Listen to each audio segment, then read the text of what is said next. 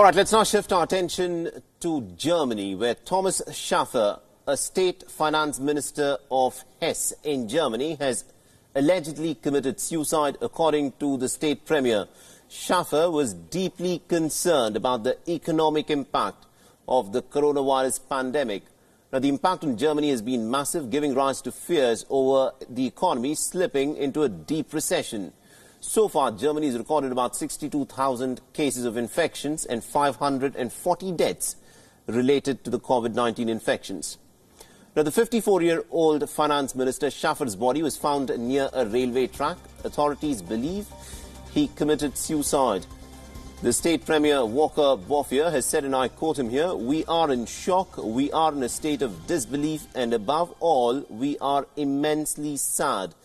The Bouffier had worked very closely with Thomas Schaffer for nearly about 10 years.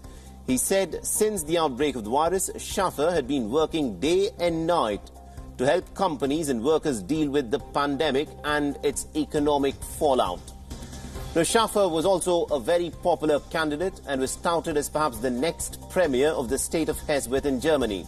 Now, Hesse is in fact home to Germany's financial capital Frankfurt, where major banks such as the Deutsche Bank and Commerzbank have their headquarters.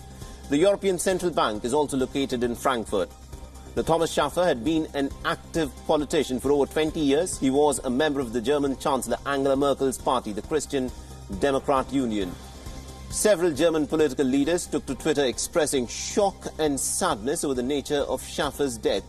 The outgoing chief of CDU, Annegret Kramp-Karrenbauer, said in a tweet, "Schaffer's sudden death has shocked me, shocked all of us."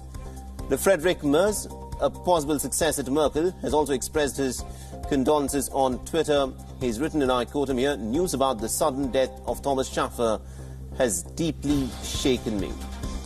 Now, the pandemic has sent the global economy into a tailspin. A few days ago, the German parliament had approved a $814 billion aid package to protect the economy.